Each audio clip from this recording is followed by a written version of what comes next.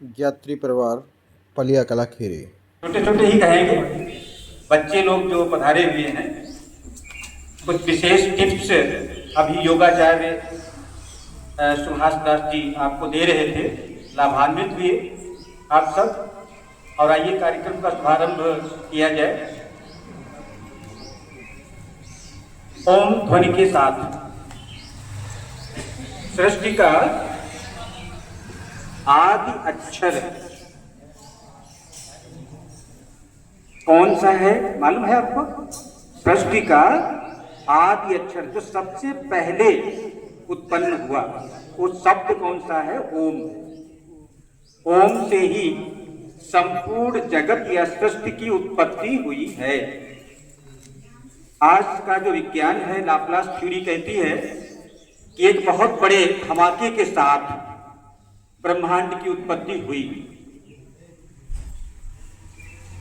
Switzerland में large collider machine जो लगाई गई, शायद बड़े बच्चों को मालूम हो, 27 किलोमीटर लंबी सुरंग धरती के अंदर, विश्व के हर देश के वैज्ञानिक उसमें सहभागी रहे। और उसको जब चालू किया गया विगत वर्षों में, तो उसके मैग्नेट गर्म हो गए थे। उसके बाद बंद कर दिया गया। तब से कोई सूचना अभी तक प्राप्त नहीं हुई है। उसमें वो क्या देखना चाहते थे, क्या जानना चाहते थे? यही जानना चाहते थे कि ये जो ब्रह्मांड है इसकी उत्पत्ति हुई कैसे। सिद्धांत कहता है बहुत बड़े धमाके के साथ हुई। वो धमाका कहाँ हुआ, वो ध्वनि कौन हुई, विज्ञान अभी इसको पकड़ नहीं पाया है। लेकिन हमारे जो प्राचीन वैज्ञानिक थे, जिनको हम ऋषि कहते हैं, योगी कहते हैं, तपस्वी कहते हैं, उन लोगों ने बताया कि वो ध्वनि ओम थी। उस समय जो अदृश्य परमाणु थे उनमें क्या हुआ, विक्षोभ पैदा हुआ और वो एक दूसरे को आकर्षित करके 2 परमाणु, 3 परमाणु, 4 परमाणु मिल करके अपना अणु बनाने लगे और यौगिक बनने की क्रिया प्रारंभ हुई। तो ये जो शक्ति थी, ऊर्जा थी, ये ओम ध्वनि की थी, ओम की थी। और उस ओम को आज भी सुना जा सकता है। नाद योग के जो साधक होते हैं, इन कानों को बंद करके ब्रह्मांड में जो आज भी वो ओम ध्वनि व्याप्त है उसको सुनने का प्रयत्न करते हैं। और उसको जब सुन लेते हैं तो बहुत आनंद आता है। इतना आनंद आता है कि इस भौतिक जगत के जो भी आनंद हैं उसके आगे सब बेकार। ऐसी वो मूल ध्वनि ओम है। तो आइए ओम का उच्चारण हम लोग करेंगे एक साथ में। उसके बाद जो है कार्यक्रम का शुभारंभ। ये हमारे बगल में जो भैया बैठे हैं, ये विवेकानंद जी हैं।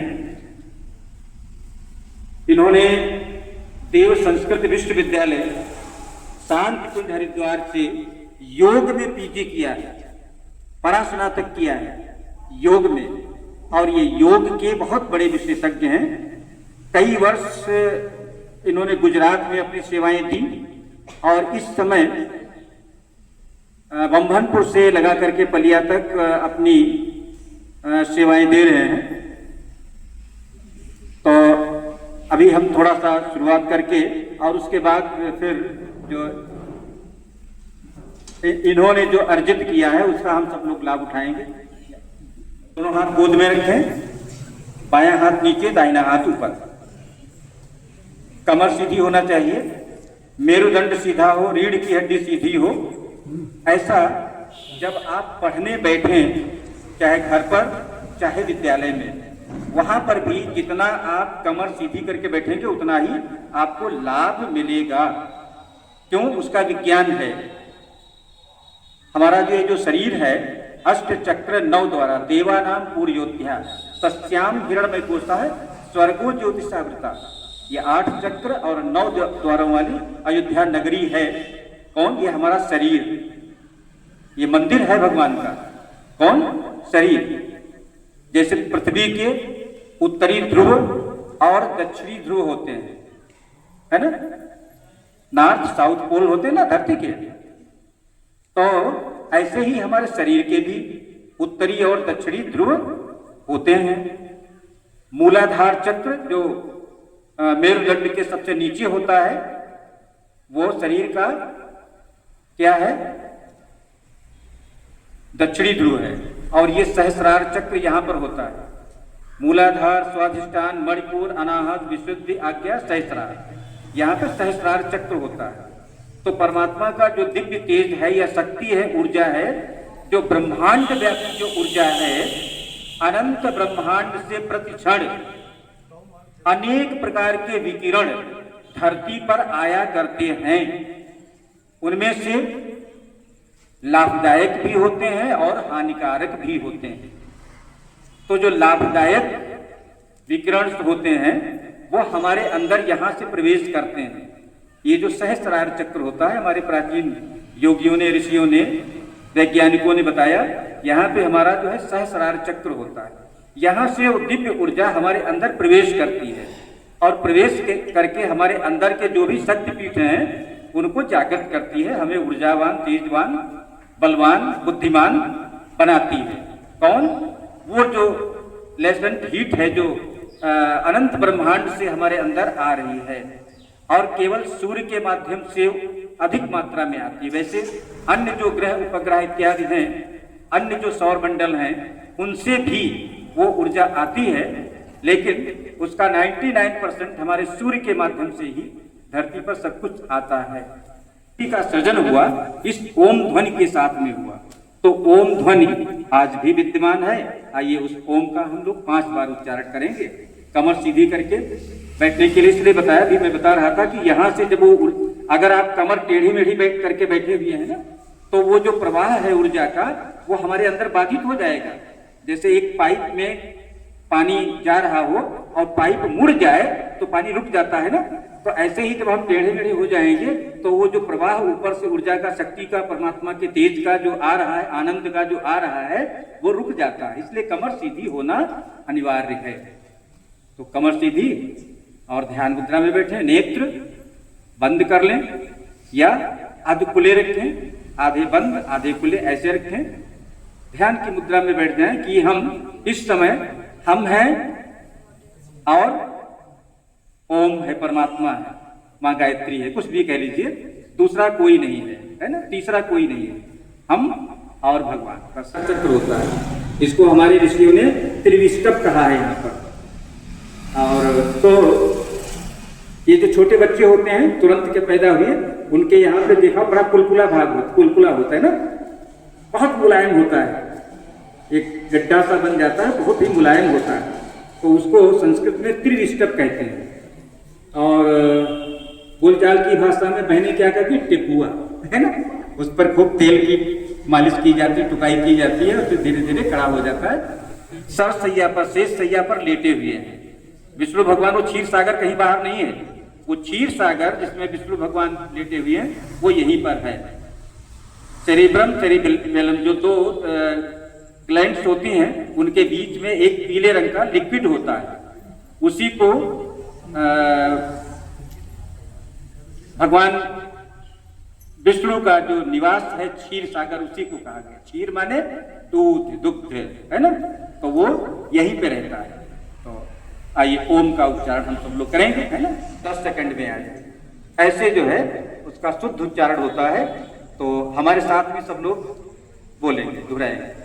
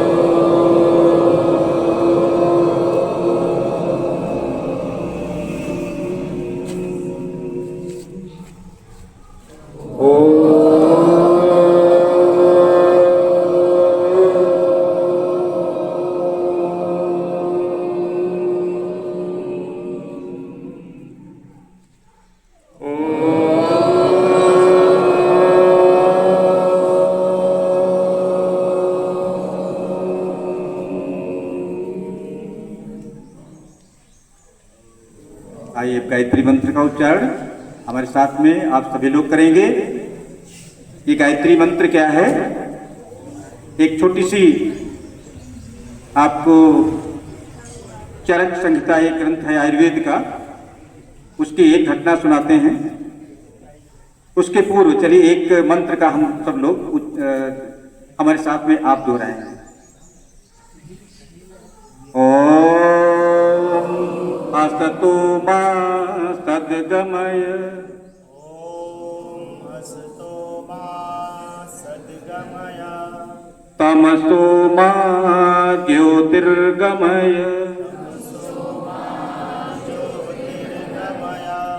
मृत्योर्मा मृतं गमय। सतपथ ब्राह्मण का ये मंत्र है। इसमें कहा गया है कि हम असत्य से सत्य की ओर चलें, असत्य से सत्य की ओर चलें, प्रकृति से ब्रह्म की ओर चलें। बड़ी इसकी व्याख्या वहां तक पहुंचने की आवश्यकता नहीं है। अंधकार से प्रकाश की ओर चलें, मृत्यु से अमृत की ओर चलें। मृत्यु का मतलब मर जाना नहीं, मृत्यु का मतलब हमारे जीवन में जितने भी कष्ट क्लेश दुख आते हैं, इन्हीं सबको मृत्यु कहा गया है। मंत्र में मृत्यु का मतलब जो मृत्यु डेथ वो नहीं है। मृत्यु का मतलब जितने भी दुर्गुण हैं, दुर्व्यसन हैं, जितने भी बुराइयां हैं, ये सारे जितने भी रोग हैं, जितने भी कष्ट हैं, जितने भी क्लेश हैं, ये सारे मृत्यु के समान, मृत्यु इनको संबोधित किया गया है। तो ये इनसे हमको छुटकारा मिले और अमृत की ओर हमारी गति हो। लेकिन आज हम क्या देखते हैं इस दुनिया में, जितने भी प्रबुद्ध लोग हैं और जितने भी विकसित देश हैं, सभी क्या ऐसा कर रहे हैं? क्या मृत्यु से अमृत की ओर उनकी गति चल रही हो रही है? ऐसा देखते हैं तो पता चलता है कि दुनिया की जो गति है, चाहे विचारशील हो, चाहे विकसित राष्ट्र हो, सब हमको अंधकार की ओर ले जा रहे हैं। एक ऐसे युग की ओर ले जा रहे हैं जहां पर युद्ध और उन्माद के अलावा कुछ नहीं है। सब आग्नेयास्त्र, एटम बम, परमाणु बम सारे जखीरा जमा कर रहे हैं। युद्ध की सामग्री सारे देश इकट्ठा कर रहे हैं। हमें जहां जाना चाहिए था शांति की ओर, उधर ना जा करके अशांति की ओर हमारी गति हो गई है। ऐसा क्यों हो गया? एक बार अग्निवेश अपने गुरु महर्षि पुनर्वसु के साथ में घोर घने जंगल में जा रहे थे। अचानक गुरुजी रुक जाते हैं, आसमान की ओर देख करके एक लंबी सांस लेते हैं और कहते हैं, महाविनाश, महाविनाश आने वाला है। शिष्य बोलता है, गुरुदेव ऐसा क्या है, महाविनाश क्यों आने वाला है? अरे मैं देख रहा हूं पृथ्वी बिगड़ रही है, वायु बिगड़ रही है, अंतरिक्ष बिगड़ रहा है, सूर्य चंद्र और तारे बिगड़ रहे हैं। अरे अन्न अपनी शक्ति खो देगा, औषधियां अपना प्रभाव छोड़ देंगी, भयंकर आंधियां आएंगी, बड़े बड़े तूफान आएंगे, बड़े बड़े विनाशकारी बम गिरेंगे, मनुष्य बचेगा नहीं, बचेगा नहीं, बचेगा नहीं। ऐसा चरक विमान स्थान 3 के विमान स्थान अध्याय 3 में लिखा हुआ है। अब ये हजारों साल पहले जो ग्रंथ लिखा गया उसमें ऐसी भविष्यवाणी की गई है। तो अग्निवेश कहते हैं कि गुरुदेव इसका कारण क्या है, इसका ऐसा क्यों होगा, मनुष्य विनाश की ओर क्यों पहुंच जाएगा, मनुष्य इतने संकटों में क्यों फंस जाएगा? तो कहते हैं गुरुदेव बुद्धि का बिगड़ जाना, क्योंकि मनुष्य की मैं देख रहा हूं भविष्य में बुद्धि विकृत हो जाएगी, जैसा आज हो गया है, बुद्धि का बिगड़ जाना। और बुद्धि क्यों बिगड़ जाएगी गुरुदेव? क्योंकि मनुष्य धर्म को छोड़ करके अधर्म की ओर चल पड़ेगा, धर्म को छोड़ करके अधर्म की ओर चल पड़ेगा। ऐसा क्यों होगा गुरुदेव? क्योंकि उसकी जो है बुद्धि बिगड़ जाएगी। और बुद्धि नाशात प्रणश्यति, अगर बुद्धि नष्ट हो गई तो उसका सर्वनाश हो जाता है। तो आज आपको मैं ये बताना चाहता हूं कि वो जो बुद्धि नाशात प्रणश्यति, उस बुद्धि का संवर्धन हम कैसे करें? तो उस बौद्धिक क्षमता का, अपने विचारों की क्षमता का संवर्धन हम गायत्री मंत्र के द्वारा करें। तो गायत्री मंत्र क्या करता है? याम मेधाम देवगणा पितरश्चोपासते तया मां मध्य मेधा विनम कुरु। देवता भी प्रार्थना करते हैं भगवान से कि हे प्रभु, हमें बुद्धि दीजिए, मेधा दीजिए, रितंभरा दीजिए, प्रज्ञा दीजिए, हमें ऐसी बुद्धि दीजिए जिससे हम आपको समझ सकें। बुद्धि की याचना देवता भी करते हैं। तो हम सब लोग बुद्धि की याचना के लिए यहाँ पर बैठे हुए हैं। और बुद्धि की याचना का जो सर्वश्रेष्ठ मंत्र है वो कौन सा है? गायत्री मंत्र। ये बुद्धि का मंत्र है, बौद्धिक क्षमता बढ़ाने का मंत्र है। इसके तमाम ऐसे एग्जाम्पल हैं जिसका लाभ लोगों ने उठाया है इस महामंत्र का। ये महामंत्र कहां से आया? कितने बच्चे वेद का नाम सुने हैं? वेद जो ग्रंथ हैं धार्मिक, हाथ उठाइए। वेद ज्ञान के, सर्वोच्च ज्ञान के जो ग्रंथ हैं, 4 वेद हैं भारत में। हाँ, धन्यवाद, ठीक है, बहुत बढ़िया बच्चे ने बताया, लेकिन हाथ नहीं उठाया था। तो विश्व का सबसे प्राचीनतम ग्रंथ कौन है? बताओ बेटा। ऋग्वेद। ऋग्वेद विश्व का, ये केवल हम नहीं कहते, भारत नहीं कहता है, सारे जो देश हैं वो एक स्वर से स्वीकार करते हैं कि इस धरती पर जो उपलब्ध प्राचीनतम ग्रंथ है वो ऋग्वेद है। और ये ऋग्वेद का मंत्र है कौन? गायत्री मंत्र। 3, 62, 10।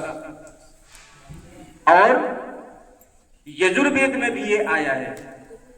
यजुर्वेद में 4 जगहों पर आया है, 4 अध्यायों में आया है, 3, 20, 22, 36।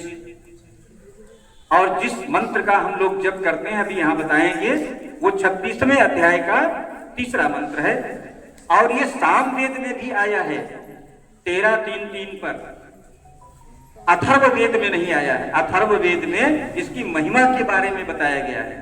स्तुता मया वरदा वेद माता प्रचोदयन्ताम पावमानी द्विजानाम आयु प्राणम प्रजाम पशुम कीर्तिम द्रविड़म ब्रह्मवर्चसम मह्यम दत्त्वा व्रजत ब्रह्मलोकम। इससे ये सब चीजें मिलती क्या? आयु, प्राणम, प्राण, प्रजाम, पशुम, कीर्तिम, द्रविड़म, धन दौलत, महम दत्त्वा व्रजत ब्रह्मलोकम। ये ब्रह्मलोक की भी प्राप्ति इससे होती है। इस संसार के सारे भौतिक पदार्थ प्राप्त कराता है कौन? गायत्री मंत्र। क्यों? जब हमारे पास बुद्धि होगी, बुद्धिर्यस्य बलं तस्य, है ना? बुद्धि से ही तो सब कुछ पैदा किया जाता है। धन के लिए भी बुद्धि चाहिए, तो ये बुद्धि का मंत्र है गायत्री। गायत्री इसको महामंत्र कहते हैं, वेद मंत्र है, ये गुरु मंत्र है, देव मंत्र है। और ये हमारे परम पूज्य गुरुदेव जी ने इसको विश्व मंत्र बना दिया है। इसकी शक्ति के बारे में जो गायत्री, अभी हमने गायत्री मंत्र का उच्चारण नहीं किया है, गायत्री मंत्र की शक्ति के बारे में विदेशों में बहुत बड़े रिसर्च हो रहे हैं। और हमारे यहाँ हरिद्वार शांति कुंज में ब्रह्मवर्चस शोध संस्थान में भी इसके ऊपर रिसर्च होते हैं, गायत्री मंत्र और यज्ञोपैथी पर, यज्ञ चिकित्सा पद्धति पर। तो विदेशों में जो गायत्री मंत्र पर जो रिसर्च की गई, अभी एक हाल में रिसर्च उन वैज्ञानिक का नाम पेपर में हमने पढ़ा था, भूल रहा है।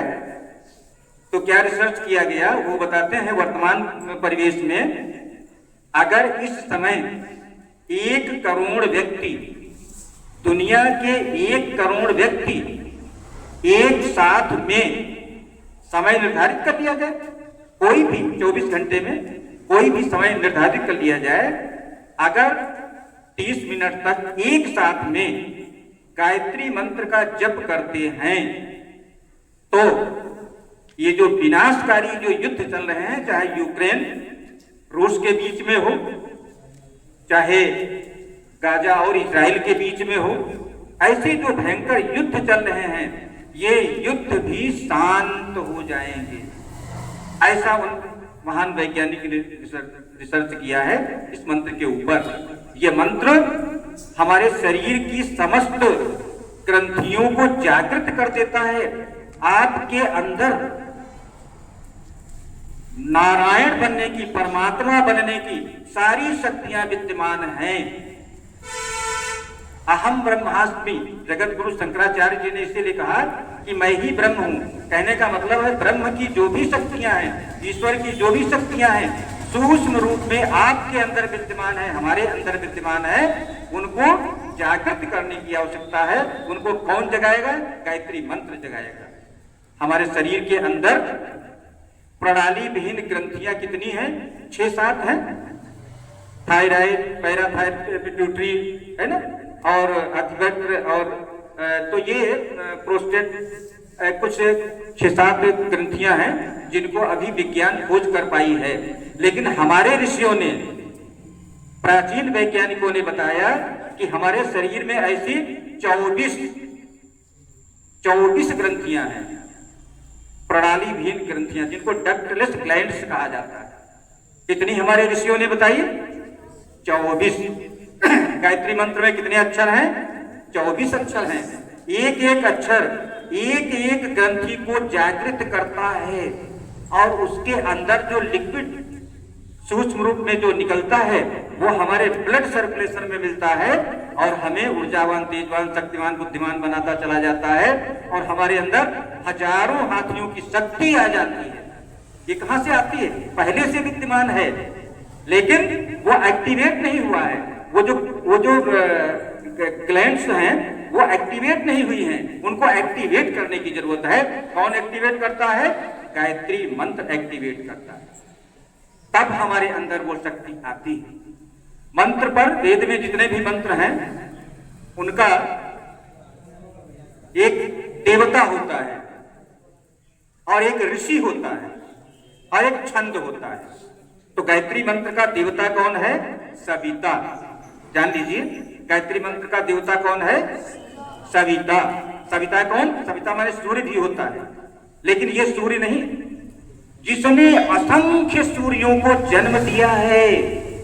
आप जानते होंगे, बड़े बच्चे जानते हैं कि ब्रह्मांड में प्रतिक्षण लाखों करोड़ों सूर्य नष्ट हुआ करते हैं पुराने, और वो ब्लैक होल बन जाते हैं और नए सूर्य पैदा हुआ करते हैं, नई धरतियां पैदा हुआ करती हैं, पुरानी धरतियां नष्ट हुआ करती हैं। हालांकि इनकी आयु जो है अरबों वर्ष होती है।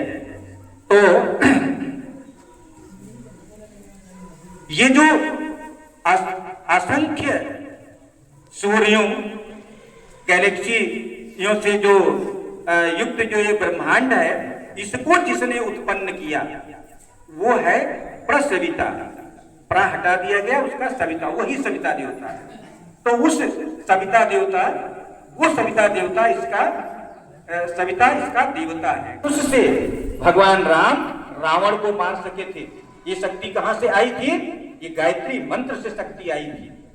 इस शक्ति पर सबसे पहले रिसर्च किसने किया था? विश्वामित्र ने। और विश्वामित्र ने कितना रिसर्च किया था, उससे भी ज्यादा रिसर्च आधुनिक युग के विश्वामित्र, वेदमूर्त तपोनिष्ठ परम पूज्य गुरुदेव पंडित श्री राम शर्मा आचार्य, जो गायत्री परिवार के जो संस्थापक हैं, उन्होंने विश्वामित्र से भी हजारों गुना ज्यादा बड़ी रिसर्च गायत्री मंत्र पर किया है। इसलिए भविष्य में मंत्र पर उनका नाम भी लिखा जाएगा विश्वामित्र के साथ में। तो परम पूज्य गुरुदेव जी ने जो इस समय भविष्यवाणी की है कि ये जो सारा जो इस समय आप देख रहे हो उथल पुथल आतंकवाद की सारी दुनिया में मच रही है, ये सब बहुत ही शीघ्र लगभग 50-60 के अंदर 60 साल के अंदर सब दूर होने वाला है। कैसे दूर होगा?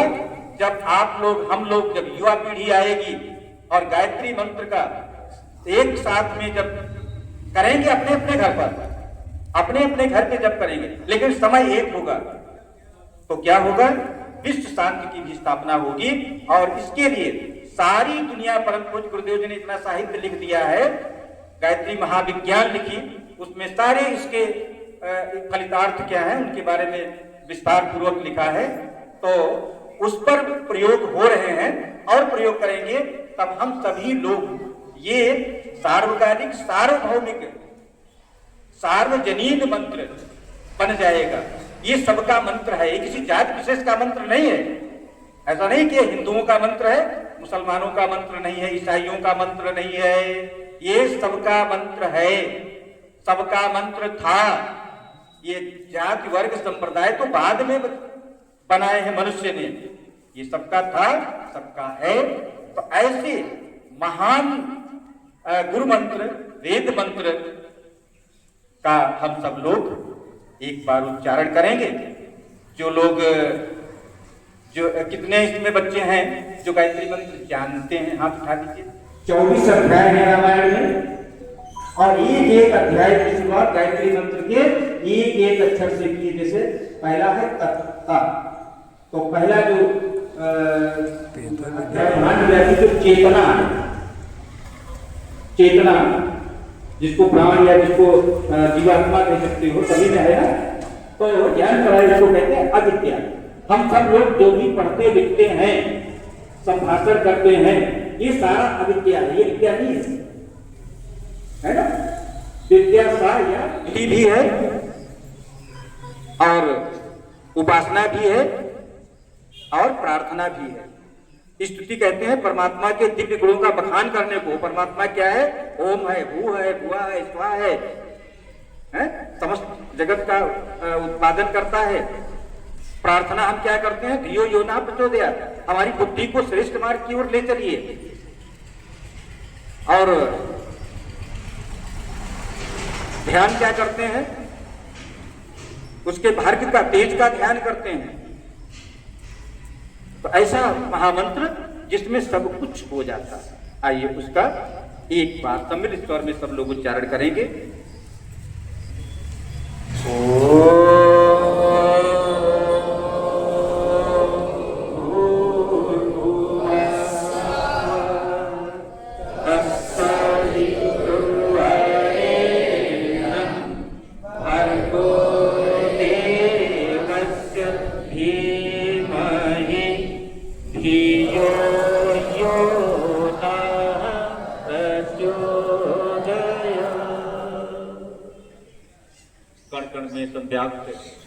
परमात्मा सत्ता को, माँ गायत्री को, भगवान शिव का यहाँ पर मंदिर है। ऐसी दिव्य शक्तियों को सादर नमन बंदन करते हुए परम पूज्य गुरुदेव वंदनीय माता जी सूक्ष्म रूप में विद्यमान है, उन्हें नमन बंदन करते हुए गोल्डन फ्लावर स्कूल के जो आचार्यगण गुरुजन आए हैं, बड़ा सौभाग्य है उन सभी को। बहन जी आई हैं, शिक्षक और शिक्षिका बहन जी, तो आप सभी को सादर नमन बंदन करते हुए यहाँ जो इस मंदिर के पुजारी जी हैं उनको भी नमन बंदन। हमारे मन में हमारे साथ बैठे हुए भैया विवेकानंद जी, जैसा इनका नाम है वैसा ही है, अभी इनका लाभ हम लोग उठाएंगे। और हमारे बगल में श्री राठौर जी, श्री राम राठौर जी, ये पलिया के ही निवासी हैं। यहाँ पे जो है तहसील में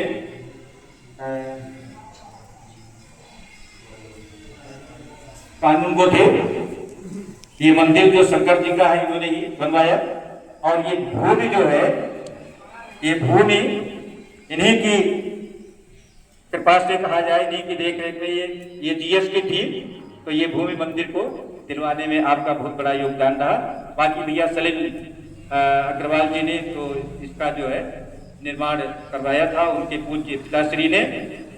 तो वो लोग जो यहाँ नहीं है उनको भी सादर नमन वंदन करते हुए, और जो हमारे सामने आप सब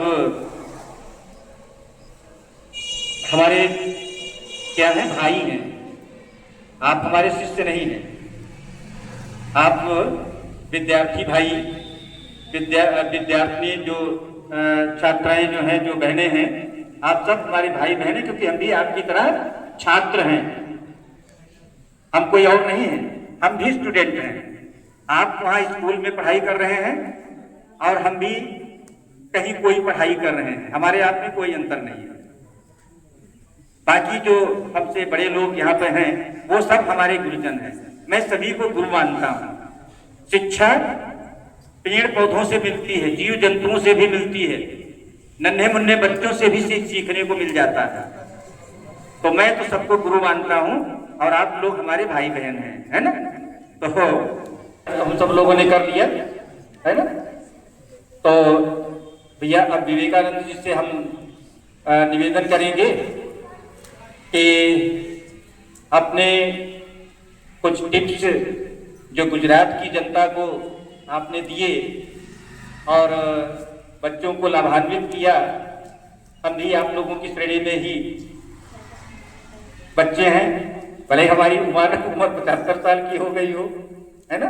आपकी उम्र मान लीजिए 10 साल, 20, 15 साल, 16 साल, 17 साल, 18 साल हो, उम्र हमारी ज़्यादा है, लेकिन हम भी विद्यार्थी हैं आपकी तरह।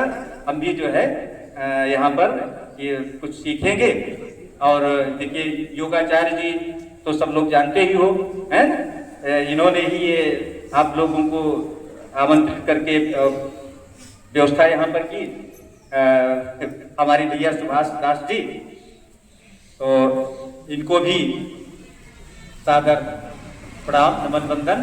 और हमारा जो ब्लॉक पलिया है, ब्लॉक पलिया के ब्लॉक समन्वयक श्री विनय कुमार सिंह जी पधार रहे हैं, उनका भी हार्दिक स्वागत अभिनंदन है। इस मंदिर प्रांगण में मंच से आ जाइए। और वर्मा जी कहाँ चले गए हैं, ऐसी महान विभूति ये ब्रह्मादीन मौर्य जी हैं, बड़ा गांव के, ये बहुत बड़े गायत्री के साधक हैं। मैं सोच रहा था कि आप क्योंकि जाने के लिए कह रहे थे, तो मैं सोच रहा था चले गए हैं। आपका भी हार्दिक स्वागत अभिनंदन, आपको सत सत नमन वंदन प्रणाम। और अब मैं निवेदन करूंगा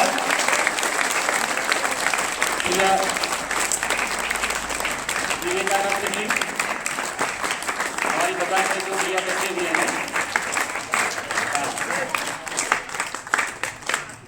तो विवेकानंद जी अपने विवेक का आनंद, अपने विवेक से हम सबको आनंदित करें। बहुत बहुत सभी को धन्यवाद। ऐसा नहीं मजा आएगा, है ना। युवा है तो युवा का परिचय देंगे, हाथ उठा के, राइट हैंड अप करेंगे, ठीक है। बोले भारत माता की, बोले भारत माता की, बोले गायत्री माता की, बोले गायत्री माता की। सबसे पहले यहाँ पे जैसे कि कितना विस्तार से आदरणीय बाबू जी ने बताया कि गायत्री मंत्र हम सब के लिए एक प्रेरणा है, लाइट हाउस की तरह है। लाइट हाउस जानते हैं, है ना, प्रकाश स्तंभ, है ना। जब नाविक चलाते हैं और उनको रास्ता नहीं दिखता बड़े बड़े समुद्र में, इस समुद्र की बात बता रहा हूं, तो वहां पे गवर्नमेंट ने बड़े बड़े प्रकाश स्तंभ बनाए, बहुत हाइट पे लाइट लगा रखी है। अगर कोई नाविक खो जाए तो वो लाइट देख करके पता चल जाएगा कि भाई ये किनारा इधर है। ऐसे जीवन में अगर जीवन में रास्ता नहीं दिख रहा है, हमें क्या करना है, कहाँ जाना है और क्यों जाना है, आदि प्रश्नों का उत्तर नहीं मिल रहा, तो गायत्री मंत्र देता है। गायत्री मंत्र जीपीएस की तरह है। जीपीएस जानते क्या होता है? होता है ना मोबाइल में। जीपीएस क्या बताता है? जीपीएस बताता है अगर आप कहीं जाना चाहें और उस पर लोकेशन सेट कर देंगे तो आपको वो गाइड करता चला जाएगा कि इधर जाइए, इधर मुड़िए। होता है कि नहीं होता है? हम सब लोग चलाते हैं जीपीएस। ऐसे ही गायत्री मंत्र है। अगर माइंड में अपने टारगेट सेट कर लिया है कि हमको वहां पहुंचना है, तो गायत्री मंत्र आपको जीपीएस की तरह गाइड करता चला जाएगा, इधर चलिए, इधर चलिए, ये कीजिए, ये रास्ता ठीक नहीं है, यहाँ पे बैरिकेडिंग की गई है, गूगल बता देता कि नहीं ये ट्रैफिक वाला है, रेड अलर्ट कर देता कि ये रास्ता ठीक नहीं है, ग्रीन जोन में जाइए, ये रास्ता अच्छा है ना। जो लोग जीपीएस यूज किए होंगे जानते हैं, हमारी बातों को अच्छा जान रहे होंगे। ऐसे ही गायत्री मंत्र है, गायत्री मंत्र जब जपेंगे आप तो वो दिखाएगा कि रास्ता ठीक नहीं है आपके लिए, ये रास्ता ठीक है, इस रास्ते से जाएंगे तो जल्दी अपने टारगेट को पा जाएंगे, इस रास्ते जाएंगे तो बहुत झंझटें आएंगी, बहुत बाधाएं आएंगी जीवन में। तो गायत्री मंत्र सेम कंपेयर किया गया है जीपीएस से, ठीक है। तो आइए फिर से हम लोग एक बार बोलेंगे। और आप सब लोगों को पता था, जब बाबूजी ने हाथ उठाया तो मुझे लगा शायद, क्योंकि आजकल क्या है इंग्लिश पे ज्यादा जोर दिया जा रहा है, हमारी संस्कृत को भूला जा रहा है, तो मेरे मन में वही थॉट चल रहा था, हो सकता आप लोगों को नहीं आता। लेकिन जानते हो क्या, हम लोग जब बोलते हैं गायत्री में पता तो बच्चे बोलते नहीं पता, और सारे स्कूलों में बोला जाता है, शायद पता नहीं उसका कुछ नाम होगा, प्रार्थना, गायत्री प्रार्थना बोलते होंगे इसलिए, क्योंकि आप सब लोगों ने बोला तो इससे लगा कि एक एक बच्चे को गायत्री मंत्र आता है।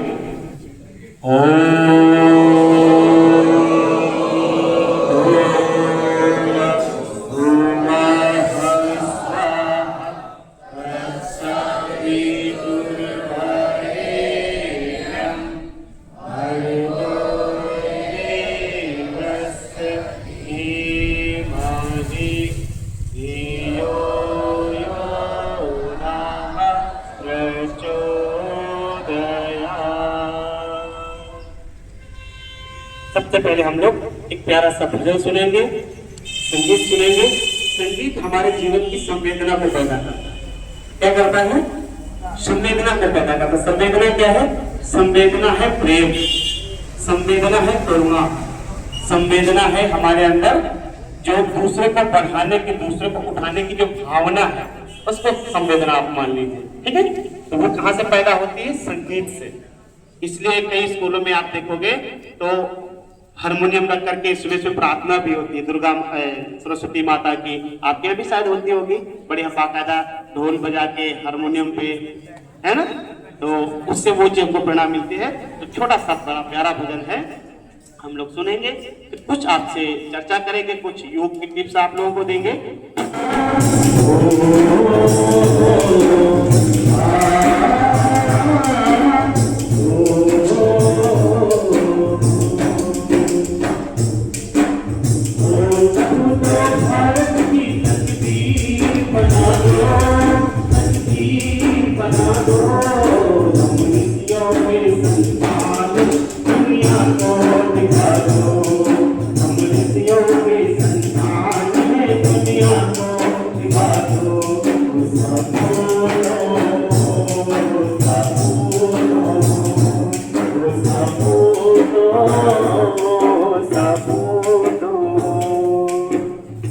इस गीत में आया है, हम सब लोग किसकी संतान है? ऋषियों की, है कि नहीं है?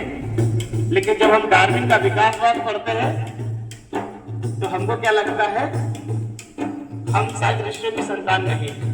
तो दो प्रश्न मन में उठ जाते हैं कि वो वाली बात सही है कि ये वाली बात सही है। तो दोनों की बात सही है। कैसे? इसको समझ लेंगे फिर गीत आगे बढ़ेंगे। जैसे कि हम यहाँ पे खड़े हुए हैं तो हमको कितना दिख रहा है? थोड़ी दूर दिख रहा है, देखो डॉग जा रहा होगा, थोड़ी देर दिख रहा है कि नहीं दिख रहा है ना। अगर हम 2 मंजिल मकान पे खड़े हो जाए तो कितना दिखेगा? दूर तक दिखेगा ना। अगर 50 मंजिला की हाइट पे खड़े हो तो कितना दिखेगा? पूरी पलिया दिखेगी, दिखेगी कि नहीं दिखेगी। और फिर कहा, अगर एरोप्लेन में बैठ करके नीचे झांक करके देखे तो कितना दिखेगा?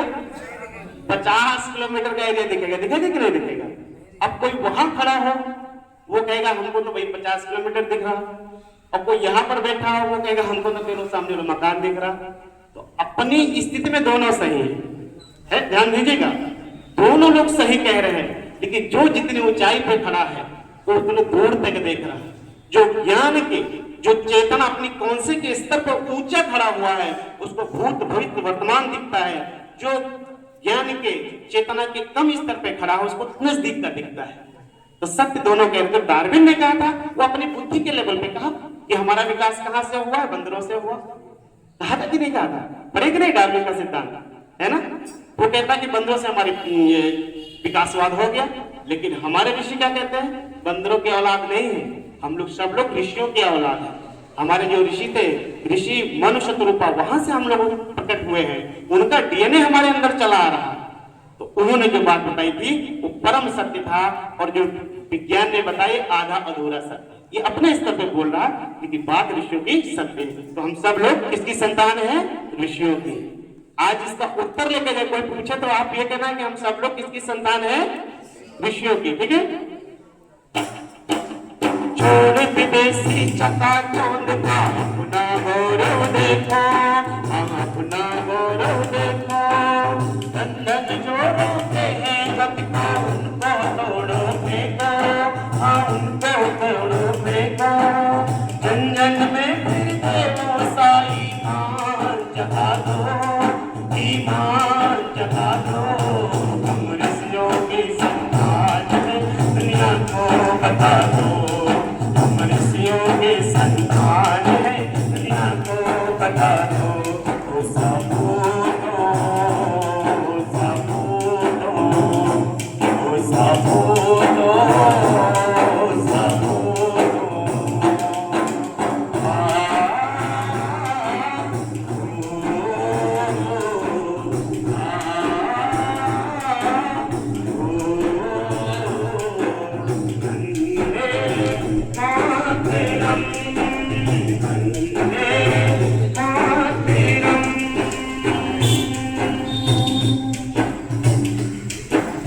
छोड़ याचना देना सीखो, देव भूमि के वासी, हाँ देव भूमि के वासी।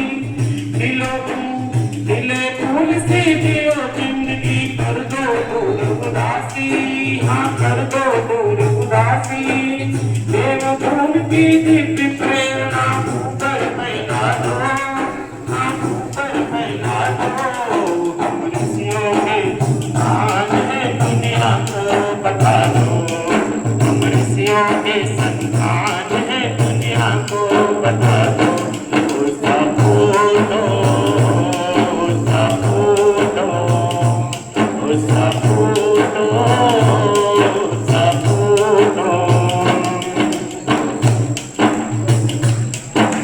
युग ऋषि ने आवाहन किया है आदर्शों की राह पर, आदर्शों की राह पर।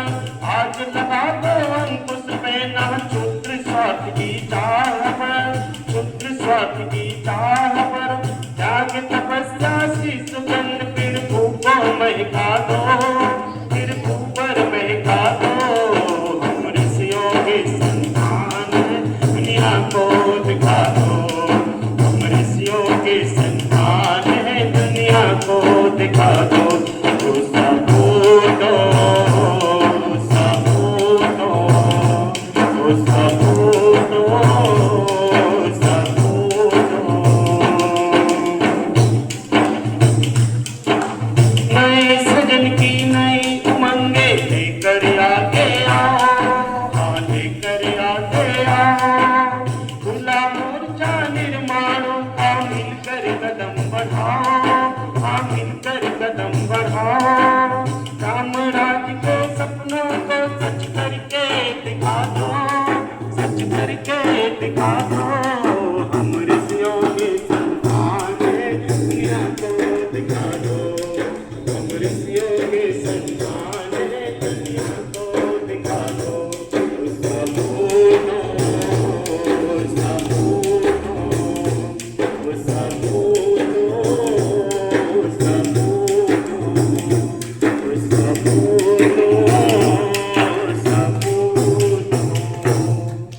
बोले भारत माता की, राम भगवान की, कृष्ण भगवान की, शंकर भगवान की, परमपिता परमात्मा की। भावना करता है, जैसे कोई अपने मन में भावना करता है ना, तो कैसा बन जाता है? तो वो कहते, गीता कहती वो वैसे ही बन जाता है जैसे वो भावना करता है। सोचिएगा, बड़ा प्यारा सूत्र है, कुछ यहाँ से फॉर्मूले लेके जाना है आपको। ठीक, अगर हम अपने बारे में भावना करें, अरे हम तो बुद्धू है, हमको तो कुछ आता जाता नहीं है ना, हम तो कमजोर है, हम तो असहाय है, हमको तो सर जो पढ़ाते मैडम पढ़ाते कुछ आते नहीं है, चार लोग हमको वही बात कह रहे हैं। तो आप देखेंगे साइकोलॉजी कहती है कि जो साइकोलॉजी वही बात कहती है जो गीता कहती है। इस साइकोलॉजी कहती है 21 डेज में अगर वो थॉट आपके सबकॉन्शियस माइंड में चला जाए, जैसा आप फील कर रहे हो, जैसा महसूस कर रहे हो, तो 21 दिन के बाद वो आदमी वैसे ही बन जाएगा जैसा वो सोच रहा होता है। गीता ने भी वही बात कही थी, जैसी आप भावना करते हो वैसे आप बनते हुए चले जाते हो।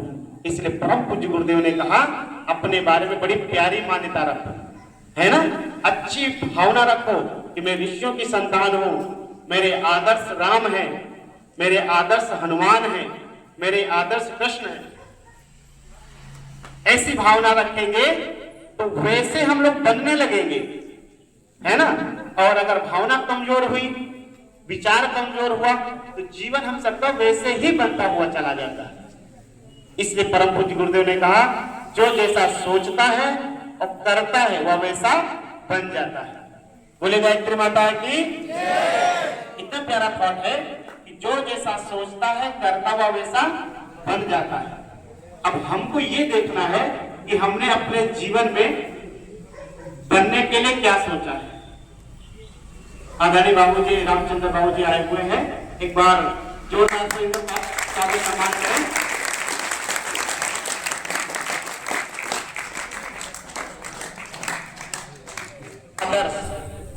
हम लोग थोड़ा अभी प्रैक्टिकली काम करेंगे, तो 90% लाना क्लियर है। माइंड आपका कैसे है, माइंड में क्लियरिटी होनी चाहिए। एक पुस्तक भी लिखे अगर आपको पढ़ना चाहो, power of clarity of mind. क्या पुस्तक है इंग्लिश में? Clarity of mind. माइंड को जितना क्लियर इंस्ट्रक्शन देंगे, धरती की कोई शक्ति उसको साकार करने में रोक नहीं पाएगी। लेकिन माइंड को क्लियर बताना पड़ेगा कि आपको 90% चाहिए या 80% चाहिए। ऐसे नहीं कि चाहिए बस जितने आ जाए, ऐसा नहीं। इंटर बात क्या करना है ये सब क्लियर होना चाहिए। बेसिक बात क्या करना है क्लियर होना चाहिए। जिंदगी में क्या करना है क्लियर होना चाहिए। जब क्लियर होगा तो कहां से साधन आएंगे, कहां से पैसा आएगा, कहां से कोई गाइड करने वाला आएगा, वो ऑटोमेटिक सब कुछ होता चला जाएगा अगर आपने ऐसे सपने बना लिए, है ना। तो माइंड को आप समझिए और पूरी जिंदगी का एक कम से कम 10 साल का एक पूरा प्लान बना के रखो कि आपको ये करना है। तो आप देखेंगे आपकी लाइफ बहुत सक्सेस होती चली जाएगी। नहीं तो ऐसे सब कुछ चल रहा है जैसे लोगों का चल रहा है, वो जीवन ज्यादा ऊंचाई तक नहीं जाएगा। फिर इंटर बाद के घर ही पर रह जाएंगे, बैठेंगे, खेती बाड़ी काम करेंगे, दुकान खोलेंगे, खोखा बैठ जाएंगे या डिलीवरी वाला काम करेंगे, यही सब चलता है। क्यों? क्योंकि उनकी जिंदगी में जीवन के कोई लक्ष्य नहीं थे। इसी महापुरुष ने कहा है अगर अपने जीवन के लक्ष्य नहीं है तो पूरी जिंदगी किसी के दूसरे के लक्ष्य को पूरा करने में हम पूरी जिंदगी मेहनत लगाएंगे, खुद के अगर लक्ष्य नहीं हुए तो। इसलिए अपनी जिंदगी खुद के लक्ष्य होना चाहिए, खुद को टारगेट होना चाहिए, है ना। अब्दुल कलाम कहा करते थे सपने वो नहीं जो नींद में देखे जाते हैं। बड़ा प्यारा वाक्य है। सपने वो नहीं जो नींद में देखे जाते हैं, सपने होते जो नींद नहीं आने देते। क्या कहते थे? सपने वो नहीं जो नींद में देखे जाते हैं, सपने वो होते जो नींद नहीं आने देते। ऐसा कुछ अपने टाइम करके कुछ प्लान बना के रखो कि हमको ऐसा ऐसा करना है और अपने देश की सेवा करनी। तो ये जो विद्यार्थी जीवन है धीरे धीरे बहुत ऊंचाई तक उठता चला जाएगा और बहुत कुछ हम अचीव कर सकते हैं। नहीं तो अगर बेहोशी में, जैसे गुरु जी ने बताया था कि जो ज्ञान हम लोग ले रहे हैं ये सब अविद्या जनित ज्ञान है ना। हमको विद्या वाला ज्ञान लेना है। विद्या वाला ज्ञान कैसे आएगा? विद्या वाला ज्ञान आएगा मंत्र जप करने से। विद्या वाला ज्ञान आएगा धार्मिक पुस्तकों पढ़ने से। अच्छी बात, हम लोग फिजिक्स केमिस्ट्री बाहर पढ़ते हैं, बहुत अच्छी बात है।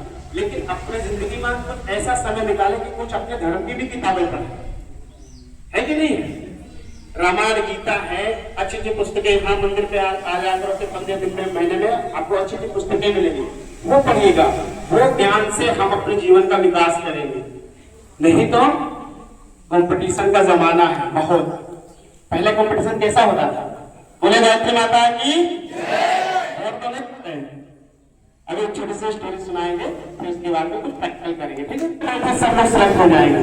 आने वाला ग्रुप बहुत खतरनाक है, इतना खतरनाक है ये नंबर की कोई वैल्यू नहीं होने वाली। जो लोग हम लोग लिए घूम रहे हैं सब चेहरे कड़वा लग सकता है।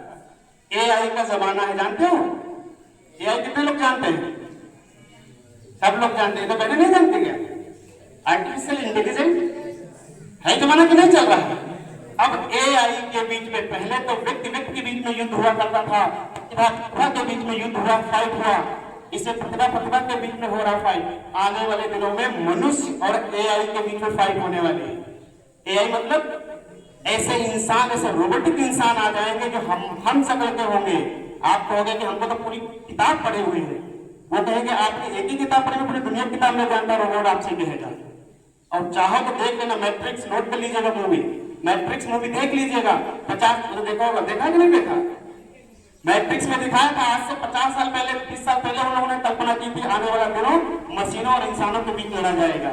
मैट्रिक्स देखना, जिन लोगों को मूवी देखने की रुचि हो, मैट्रिक्स यूट्यूब पर मिल जाएगी। उसमें दिखा दिया था 20 साल पहले उन लोगों ने कल्पना कर ली थी कि आने वाले दिनों में मशीन और इंसान के बीच भयंकर युद्ध होने वाला है।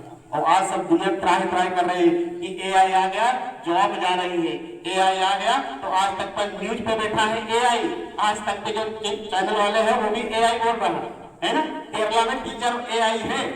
हम अगर टीचिंग लाइन करेंगे तो हम एक सब्जेक्ट पढ़ा सकते हैं, मैथ पढ़ा सकते हैं। तो एआई को तो पूरी दुनिया ज्ञान है, वो हिंदी पढ़ा देगा, इंग्लिश पढ़ा देगा, संस्कृत पढ़ा देगा, सब पढ़ा देगा, है कि नहीं? सोचो कितना खतरनाक समय आ रहा है। अगर हम लोग अवेयर नहीं हुए तो बहुत हम लोग के कहे तो दुर्दशा होने वाली है। इतना खतरनाक समय आ रहा। वही बात जिनको दिख रहा, जो लोग नीचे बैठे उनको नहीं दिख रहा, जो चेतना के ज्ञान के स्तर पर बैठे हुए हैं परम पूज्य गुरुदेव जैसे लोग, उन लोगों ने भविष्यवाणियां की है 10 साल बाद ऐसा खतरनाक समय आएगा कि जो ज्ञान हम लोग का कोई वैल्यू नहीं होगी। इतना ज्ञानी होंगे रोबोट लोग, जो आप लोग ये सब कर देंगे तो हमको कौन पूछेगा? फिर क्या होगा? हमारी कैसे पहचान होगी? परम पूज्य गुरुदेव ने, ऋषियों ने कहा था केवल एक ही कारण होगी, वो होगी हमारे अंदर जो उसके अंदर नहीं होगी, एआई के अंदर।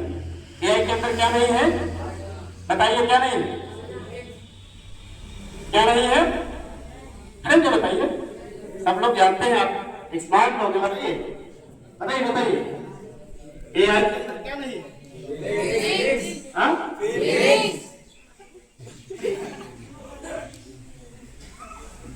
एआई के अंदर इन्होंने बताया कि क्या विवेक नहीं है? क्या बोल रहे हैं? भावनाएं है ना। उसके अंदर जो है योग है, उसके अंदर मानवता नहीं है। ठीक है, कुछ भावनाएं अभी इस पर भी रिसर्च हो रही है कि कैसे इमोशंस डाले जाएं, कैसे फीलिंग समझे, कैसे आपके आंसू देख करके रोबोट जान जाएगा कि ये भी दुखी है, वो आपको सहानुभूति देने लगेगा। रिसर्च बहुत चल रही है ना। जब तक हम लोग पढ़े होंगे तब तक समस्या को कंप्लीट कर देंगे। तो कहना हम क्या चाह रहे हैं कि ऐसे गुण अपने अंदर विकसित कर ली जाए, इतना क्रिएटिविटी विकसित कर ली जाए, इतना अपने अंदर एक मानवता विकसित कर ली कि रोबोट के बीच हमारे के बीच अगर सिलेक्शन हो तो हम जीत जाए, तो मशीनी दुनिया हार जाए, है ना।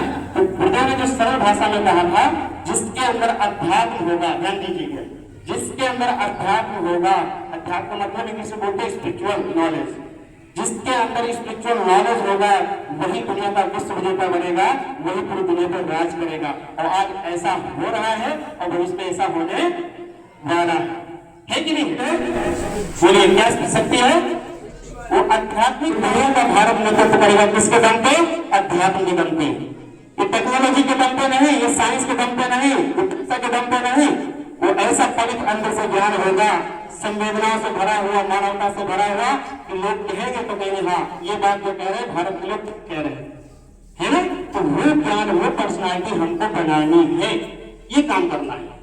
ये जो ज्ञान ले रहे हैं इसके साथ साथ में उसको भी करना है, उसकी भी मेहनत करनी है, नहीं तो हम लोग एकांगी हो जाएंगे, है ना। मेरे भारत माता की जय। चलिए दोनों हाथ ऐसे लगाइए सब लोग, इस तरीके से ऐसा लगाइए, ऐसे थोड़ा टक्कर कर लेते हैं हम। हाँ, दोनों कमर गर्दन सीधी कर लीजिए, दोनों हाथ ऐसे रखिए। देखिए ये ज्ञान मुद्रा है, क्या बोलते हैं इसको? अब जो लोग अपनी नॉलेज को बढ़ाना चाहते हैं, नॉलेज मीन्स जब नॉलेज बोलते हैं तो ये क्रियाएं आध्यात्मिक क्रियाएं, क्या है ये? आध्यात्मिक स्पिरिचुअल प्रैक्टिस इनको बोलते हैं। तो ये जब आप ज्ञान मुद्रा लगा लोगे तो आपका मन जो है एकाग्र होगा और आपके अंदर से जो वास्तविक नॉलेज है बढ़ेगा, वास्तव में ज्ञान होगा। तो कैसे करना है? जब आप अपने क्लास में बैठे रहते हो, है ना, 30 मिनट का या 40 मिनट का, 50 मिनट का आपका टाइमिंग होगा क्लास का, है ना। उसमें अगर आप राइट हैंड से लिखते हो, ध्यान दीजिएगा, राइट हैंड से लिखते हो तो लेफ्ट हैंड में ज्ञान मुद्रा लगानी, बिल्कुल टिप पॉइंट पर लगाना है। अगर आप चाहते हो अपनी अच्छी पर्सनालिटी को बनाए तो पहला सूत्र है ये ज्ञान मुद्रा लगाना है। रोज अभ्यास करना 40 मिनट का। अब आपका जब मन करे, इंग्लिश वाले पीरियड में लगाना है, मैथ वाले पीरियड में लगाना है, जिसमें 40 मिनट रोज अभ्यास करेंगे, आप देखेंगे 21 दिन के बाद आपके समझने का तरीका, आपके बोलने का तरीका, आपके बात करने का तरीका, आपका निर्णय डिसीजन लेने का तरीका सब चेंज होता चला जाएगा। बहुत अच्छी मुद्रा है, आचार्य चाणक्य की बताई हुई मुद्रा है ज्ञान मुद्रा, है ना। तो इसका अभ्यास करेंगे। अगर आप इसका बेनिफिट लेना चाहते हैं तो, लाभ उठाना चाहते हैं तो ये पहली मुद्रा है ज्ञान मुद्रा, ठीक है। जो लोग लेफ्ट हैंड से लिखते हो राइट हैंड में लगा लो, दोनों हाथों में सेम एनर्जी है, सेम काम करती है, ठीक। तो पहला काम आप यहाँ से, क्योंकि यहाँ कुछ लेकर तो जाए, ज्ञान हो सकता है भूल जाए, लेकिन कुछ प्रैक्टिकल करेंगे तो वो याद रहेगा। थोड़ा हाथ ऐसा रख के बैठ जाइए, थोड़ी देर के लिए आंखें बंद करके बैठ जाइए, कमर गर्दन सीधी कर लीजिए, यहाँ पे हाथ रखेंगे, घुटने पे आपकी कोहनी हल्के से मुड़ी होगी, ऐसे सीधा नहीं रखना। कई लोग ऐसे सीधा रखते हैं हाथ बिल्कुल, तो यहाँ पे तनाव आ जाता है, स्ट्रेस। तो हल्के से हाथ सीधी, केवल जो कुछ बताया गया है, जो कुछ समझाया गया है, उसको थोड़ा सा रिवाइज कर लेंगे। जो बातें शुरुआत से बताई गई कि नित्य हमको अपने जीवन में गायत्री मंत्र जप करना है, 5 बार, 1 माला, 24 बार, जितना समय हो आप उसके लिए जरूर टाइम निकालें।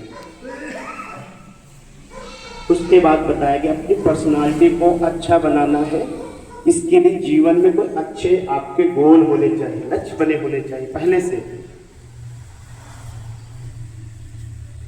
फिर आपको बताएगी एक बहुत अच्छी प्यारी बात, जैसी पर्सनालिटी बनाना है वैसे अपने जीवन के आइडियल्स, जिनको आदर्श कहते हैं, वो जीवन में आपके होने चाहिए। आपके बस बिल्कुल शांत पर देखते हैं, ये सब बातें आप सबको बताइए। अब केवल अति जति श्वास को देखिए, चारों ओर से अपने माइंड को हटा के अति जति श्वास पे, अपने ब्रीदिंग पे, श्वास आ रही है, श्वास जा रही है। मन की आंखों से देखना है, आंखें नहीं खोलना है, महसूस करना है। अपनी नाक को, नोज है उसके टिप पॉइंट को, नोज के टिप पॉइंट आगे वाले भाग पे अपने ध्यान को रखें और देखें लेफ्ट और राइट नोस्ट्रल से श्वास अंदर जा रही है, लंग्स तक जाती है, तो लंग्स से धीरे श्वास बाहर आ रही है। फिर श्वास को देखना, आपको लेना है, छोड़ना बिल्कुल नहीं। सभी बच्चे, सभी स्टूडेंट ध्यान दें, श्वास को लेने छोड़ने के बिल्कुल जोर से लगाएं, केवल आप देखिए श्वास आ रही है तो श्वास जा रही है, बिना एफर्ट कोई प्रयास, केवल श्वास को देखना मात्र।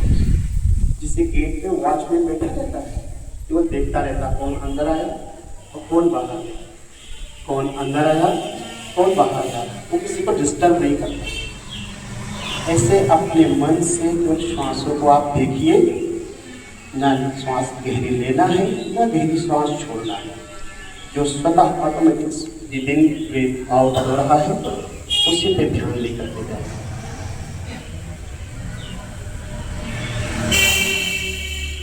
सब केवल श्वास को देखते देखते एक ऐसी कंडीशन क्रिएट होती है, माइंड शून्य होने लगता है, विचार शून्य होता है।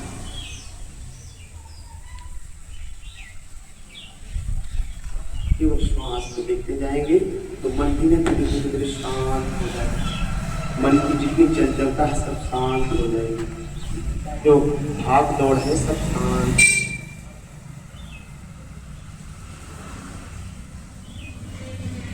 एक बार लंबी श्वास लेंगे, आंखें बंद रखेंगे, गहरी श्वास लेके ओमकार बोलेंगे। श्वास लीजिए अंदर,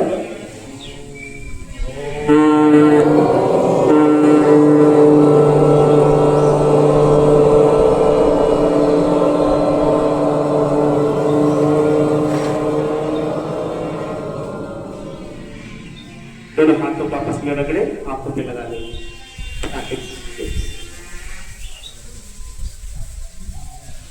ये इसको बोलते हैं मिशन। अच्छा लगा?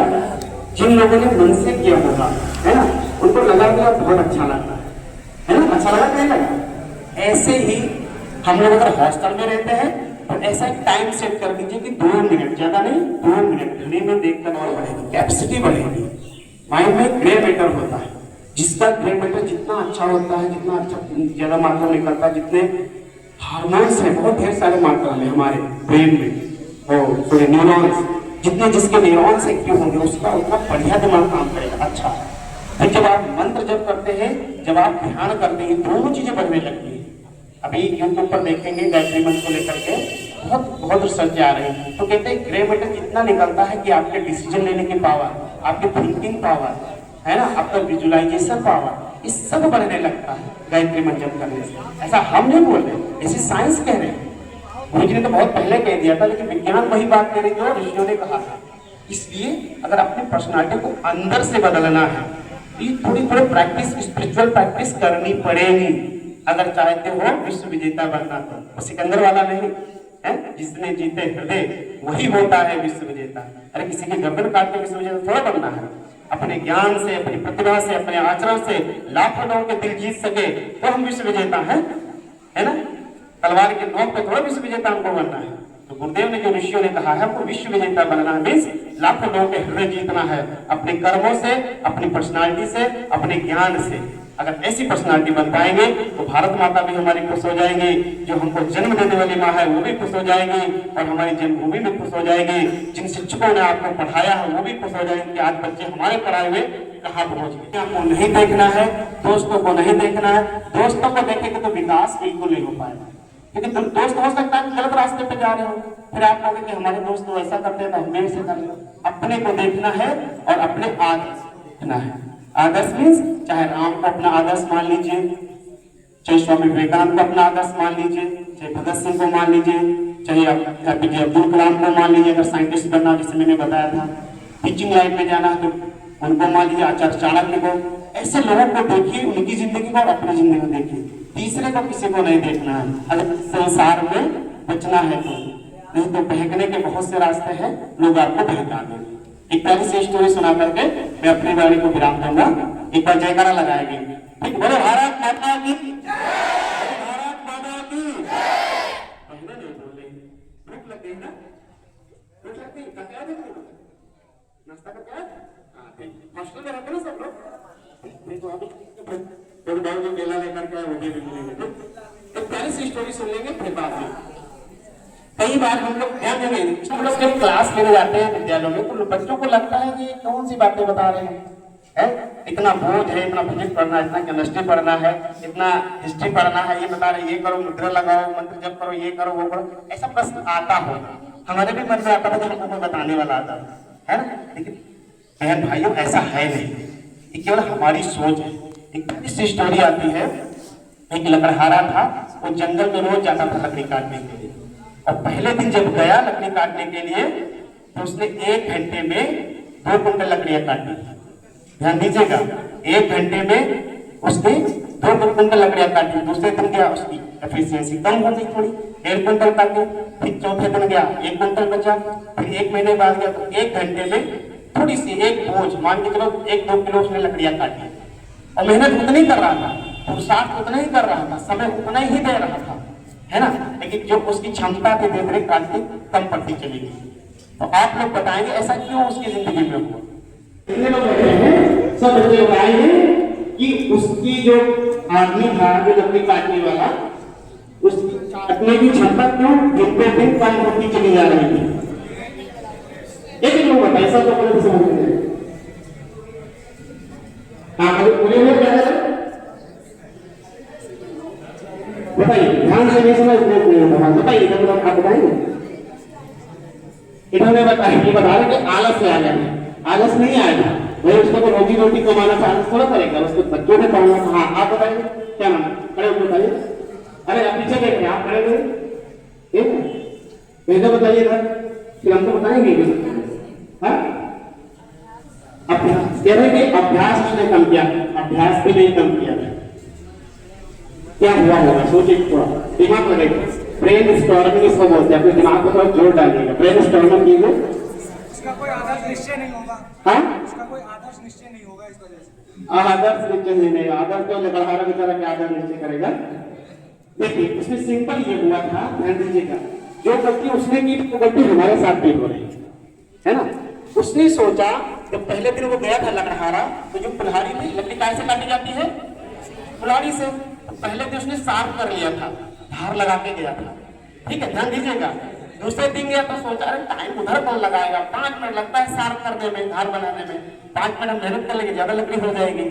दूसरे दिन भी नहीं किया, तीसरे दिन भी नहीं किया, धीरे धीरे लकड़ी की जो काटने की क्षमता उसकी कुल्हाड़ी की थी वो क्या हो गई, मोटी हो गई। क्या हो गई, मोटी हो गई। और वो साफ नहीं कर रहा था, मीन्स धार नहीं लगा रहा था, ये कारण था, है ना। पहले दिन जो गया था तो बढ़िया तो धार लगा के गया था, इसलिए 1 घंटे में उसने बहुत ढेर सारी लकड़ियां काटी। और 1 महीने के बाद वो कहा कि उसमें टाइम हमको नहीं देना है, हम केवल फोकस करेंगे लकड़ियां काटने में, इसलिए उसकी काटने की क्षमता धीरे धीरे घटती चली। हम सब स्टूडेंट में भी यही सोचते हैं, जो हमने बातें बताई रोज माइंड को धार लगाने वाली बात है। ध्यान दीजिएगा, आप कह रहे हैं हम 2 घंटा पढ़ लेंगे, बैठूंगा, ध्यान कौन करेगा, 2 मिनट है, गायत्री मंत्र कौन जप करेगा, नहीं, गलती मत करना पढ़ाने की तरह। केवल 5 मिनट 10 मिनट अपनी जिंदगी में अपने माइंड को रोज साफ कीजिए और फिर अध्ययन कीजिए, फिर पढ़ाई कीजिए। तो जो 4 घंटा पढ़ते, जो 20 घंटा पढ़ते रहते, जो किताबी कीड़ा जिनको कहा गया है, आप देखेंगे केवल 1 घंटे में पढ़ करके वही चीज हासिल कर लेंगे जो 4-4 घंटा लोग पढ़ते रहते हैं। तो अभ्यास क्या करना है, अपने माइंड को रोज शार्पनेस करना है, धार लगाने।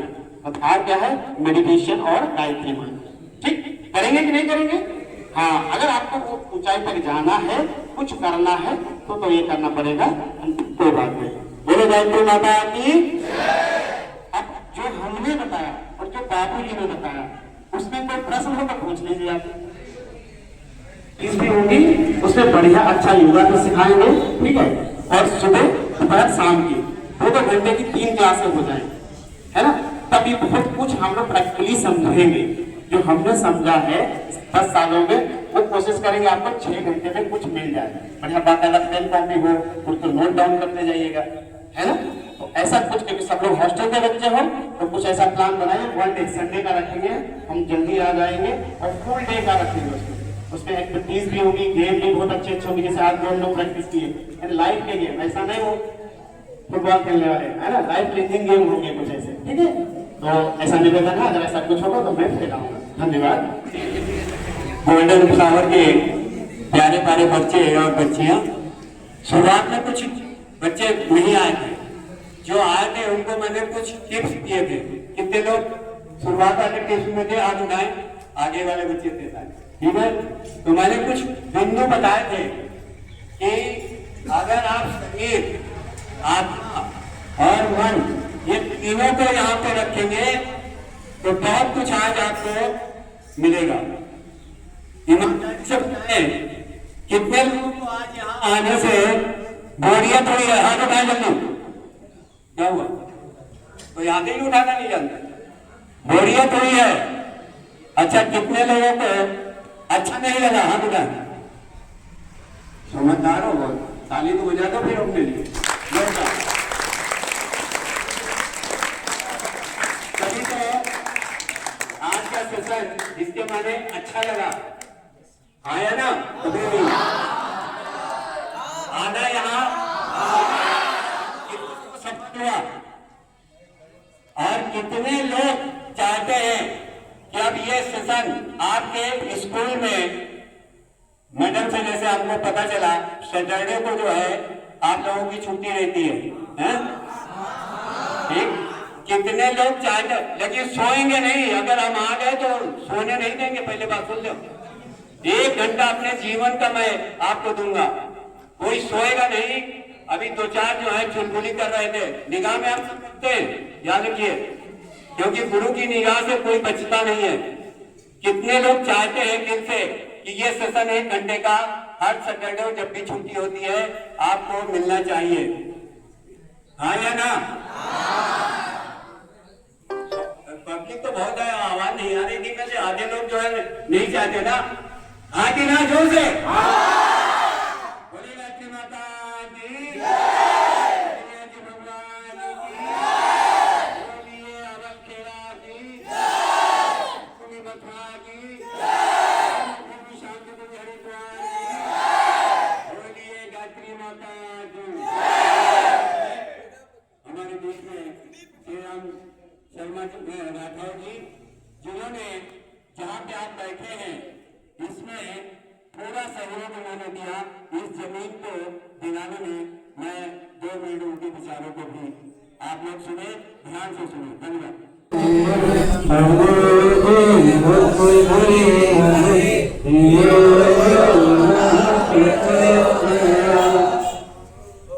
गोल्डन फ्लोर के आए हुए बच्चे तथा अध्यापकगण तथा अन्य ज्ञान से आप बच्चों से आप हम आपस में बातचीत करेंगे। देखिए आप लोग दुख और सुख जानते हैं, बताओ कौन कौन जानता है दुख सुख? हाथ खड़ा करें। दुख और सुख, दुख और सुख नहीं जानते क्यों? जिसके पास कार है, बंगला है, गाड़ी है, अच्छा मकान है वो सुखी है, और जो बीमार है, खटिया पड़ा है, इलाज चल रहा है, घर में झगड़ा लड़ाई हो रहा है वो सुखी है। ये बात नहीं जानते तुम लोग? अच्छा अब जान गए। अच्छा तो सुख दुख का कारण क्या होता है? सुख दुख का कारण जो है ज्ञान होता है। जो जिसके पास जितना ज्ञान होगा वो सुखी होगा, जिसके पास जितना कम ज्ञान होगा वो दुखी होगा। देखिए जो लोग बड़े आदमी दिखाई पड़ रहे हैं इनके पास ज्यादा ज्ञान है, ये ज्यादा होशियार है, ज्यादा चालाक है, तो ये अपना बिजनेस और सब बढ़िया कर लेते हैं और बहुत पैसा कमा रहे हैं। ठीक, तो आप लोग जो है इस समय ज्ञान अर्जित कर रहे हैं स्कूल में। क्या कर रहे हैं आप लोग स्कूल में? हाँ, क्या करके स्कूल में जाते हैं? हाँ, तो ज्ञान लेने जाते हैं तो खूब मन लगा के पढ़ो और ज्ञान अर्जित करो। जितने अच्छा ज्ञान ले लोगे उतने बड़े तहसीलदार बन जाओगे, दरोगा बन जाओगे, वीडियो बन जाओगे और डिप्टी बन जाओगे, डीओ बन जाओगे। जब ज्ञान नहीं होगा तो वही ट्यूशन पढ़ा करके अपना शादी हो जाएगी और ट्यूशन पढ़ा कर गुजर बसर करके उनके रहोगे, जैसे बहुत लोग कर रहे हैं। इसलिए तुम लोगों का इसमें टाइम जो है ज्ञान लेने का है, तुम डट के ज्ञान लो, अच्छा ज्ञान लो ताकि अच्छी खूब मेहनत करो। ठीक ठीक है ना? अच्छा आज हमारे गायत्री मंदिर में गोल्डन फ्लावर के सभी बच्चे आए और अध्यापक लोग आए और उनको जो है उनके अपने गोल्डन फ्लावर के संस्थापक इन सबको जो है हम परम पूज्य गुरुदेव वंदनीय माता की गायत्री माता से प्रार्थना करते हैं कि इनका सभी का जो है जीवन सुखी रहे, ये खूब उन्नत करें। क्योंकि गोल्डन फ्लावर रहेंगे स्कूल अगर न बनाए होते तो ये बच्चे इतने वहाँ पढ़ने नहीं जाते और आज उनके इतने बच्चे हमारे प्रांगण में नहीं आते। और साल करेंगे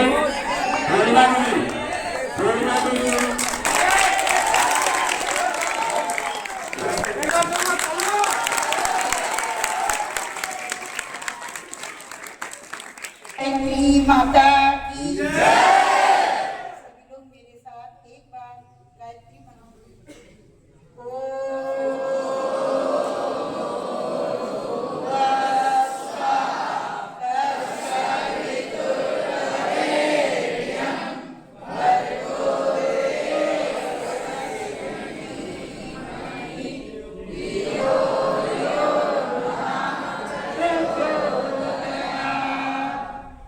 लोगों ने कितना अच्छा सुना सत्संग। अच्छा लगा?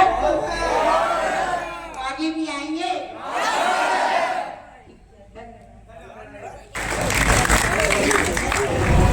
आपके पलिया नगर के पूरब एक गांव है बुझवा, कितने लोग जानते हैं बुझवा?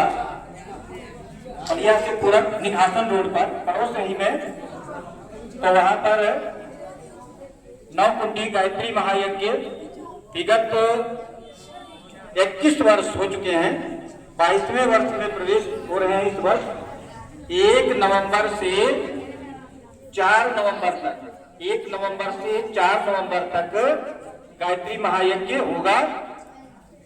तो ध्यान योग वो तो प्रातः और यज्ञ वगैरह तो सब होगा ही। आप लोगों के लिए विशेष कार्यक्रम है 2 बजे से 4 बजे के बीच, 2 बजे से 4 बजे के बीच 2 नवंबर को युवा सम्मेलन है, 2 नवंबर को युवा सम्मेलन और 3 नवंबर को प्रबुद्ध नागरिक सम्मेलन और 4 को दाम्पत्य शिविर। ये 3 कार्यक्रम 2 बजे से 4 बजे के बीच में संपन्न होंगे। तो इसमें उनसे भी निवेदन है कि अगर रोज नहीं तो 3 नवंबर को, 3 नवंबर याद रखिएगा, 3 नवंबर 2 बजे से 4 बजे के बीच में अवश्य वहां पधारने की कृपा करें। प्रबुद्ध नागरिक सम्मेलन होगा जिसमें प्रबुद्ध वर्ग की क्या इस समय भूमिका है राष्ट्रीय उन्नयन में, तो उस पर कुछ प्रकाश डाला जाएगा। तो ये इस कार्यक्रम में आप सभी लोग पधारें और यज्ञ में भी आए प्रातः 8 बजे से, और अच्छी बात है। रात में प्रवचन का कार्यक्रम होगा 7 बजे से, उसमें भी आप समय निकालिए। लेकिन अगर सब में समय नहीं निकाल सकते हैं तो ये जो 3 कार्यक्रम हमने बताए हैं, 2 बजे से 4 बजे के बीच 2 घंटे का कार्यक्रम होगा। 2 नवंबर को युवा सम्मेलन, 3 नवंबर को प्रबुद्ध नागरिक सम्मेलन और 4 नवंबर को दाम्पत्य शिविर। इन कार्यक्रमों में अवश्य पधारें।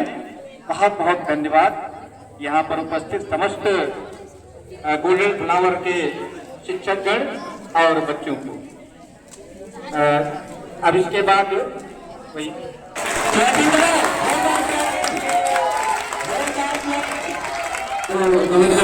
और उस कमेटी सदस्य मेरा धन्यवाद है। जैसा कि आप लोग जानते हैं कि गायत्री मिशन बहुत बड़ा पूरे देश में मिशन चल रहा है, ठीक है। इसमें क्या होता है, जैसे कि पहले हरिद्वार में छोटे छोटे गुरुकुल शिक्षाएं प्राप्त होती थी, उसी प्रकार से आज भी हम लोग ये मिशन लेकर चल रहे हैं कि हर जगह अपने सनातन धर्म को जिंदा रखने के लिए, ठीक है, ये मिशन हम लोग कर रहे हैं। और जैसे काफी हर जगह यज्ञ होती है, वहाँ पे हमारे गरीब भाइयों के बेटियों की शादी भी होती है। बहुत लोग क्या करते हैं कि दहेज के कारण, दहेज प्रथा बहुत ज्यादा इसमें उत्पीड़न का कारण बना हुआ है। इसमें क्या होगा, कोई दहेज का कोई वो नहीं है। हम लोग स्वयं इस मिशन के तत्वावधान में हम लोग स्वयं गरीब के बेटियों की शादी करवाते हैं और आगे चलकर भी उनको लाभ मिलता है, लड़कियों को, उनके पिता को जो सम्मान मिलता है। धन्यवाद।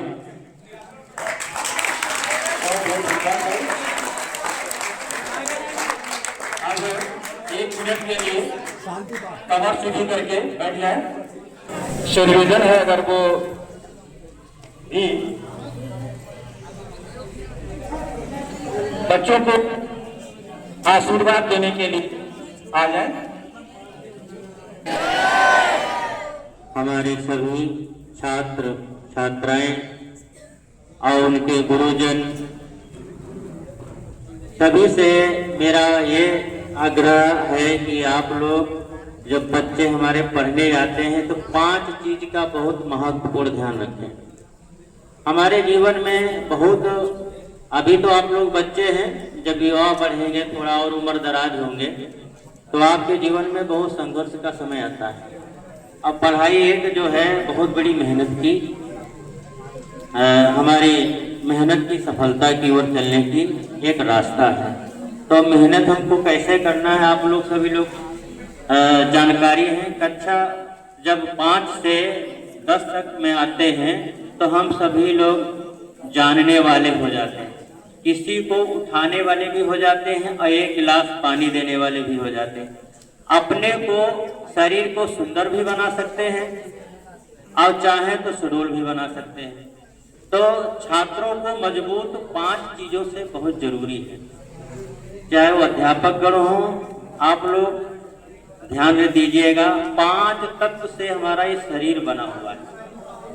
ये 5 तत्व से शरीर बना हुआ है। इस 5 तत्व में अगर एक भी तत्व कम पड़ जाता है तो चाहे वो छात्र हो या छात्रा हो या अध्यापक गण हो, उनमें क्या है, शरीर अस्वस्थ होने लगता है।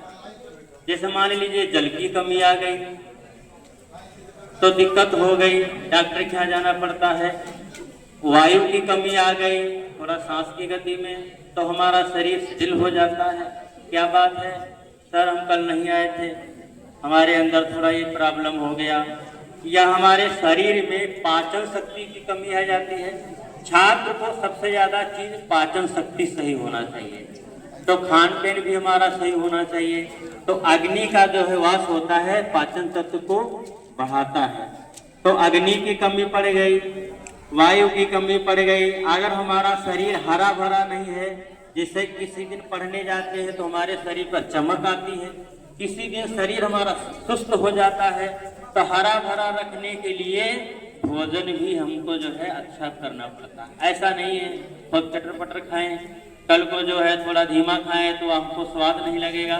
तो इसलिए 5 तत्व से जो है हमारा ये शरीर बना हुआ है, और इन चीज़ों को हमको सबसे पहले ध्यान रखना है। इन चीज़ों से अगर हम बढ़ेंगे तो जीवन में ना तो सुस्ती आएगी, ना अपच होगा, ना डॉक्टर के यहाँ जाना पड़ेगा, ठीक है, ना तो हमको ठोकर लगेगी। और कभी भी ज्ञान लेना सीखना, अज्ञानता लेना मत सीखना। चाहे वो शिक्षक गण हो, चाहे कोई बच्चा हो, आपस का साथी हो, या हमारी लड़कियां हैं जो छात्राएं जिनको बोला जाता है, बच्चियां हैं, वो आपस की चाहे सहेलियां हो, उनमें से कोई अज्ञान सहेली है तो उसके अज्ञान की तरफ नहीं जाना है, हमको आगे बढ़ना है तो उसके ज्ञान की तरफ जाना होगा। उसमें से कुछ हम लेने के लिए विद्यालय में आए हैं, ना कुछ देने आए हैं। देने क्या चीज आए हैं? अपनी बुराई अहंकार को, कि हम बहुत बड़े घर के हैं तो हम थोड़ा ठाट बाट से चलेंगे, नेतागिरी करेंगे विद्यालय में, तो ये सब चीज करोगे तो आगे नहीं बढ़ पाओगे। इसलिए हमारा पंच तत्व से शरीर बना हुआ है, इस पंच तत्व की ओर से हम आगे बढ़ेंगे। समय ज्यादा है, थोड़ा इसमें ज्यादा व्याख्या करनी पड़ती है 5 तत्व से, तो इसलिए आप लोग 5 तत्व, सभी लोग 5 तत्व शरीर को सुरक्षित रखेंगे, तभी हमारे छात्र छात्राएं, बोल गायत्री माता की। हमारे बच्चे ध्यान दें कि आप अपने शरीर को स्वस्थ रखेंगे, बहुत सुंदर बात है। तो गायत्री माता से हम भी प्रार्थना करते हैं, गुरुदेव से, वंदनीय माता से, कि आप लोग स्वस्थ रहें और मस्त रहें, अपने विद्या की ओर, संलग्न की ओर बढ़ते रहें। धन्यवाद।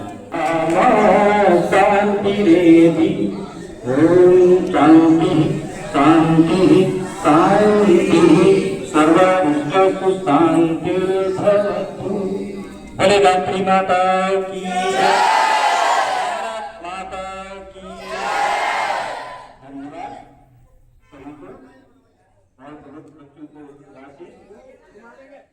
Golden flower senior secondary school के बच्चे पहुंचे गायत्री मंदिर। वहां पे उन्होंने प्रवचन सुने व जीवन जीने के लिए टिप्स भी जाने।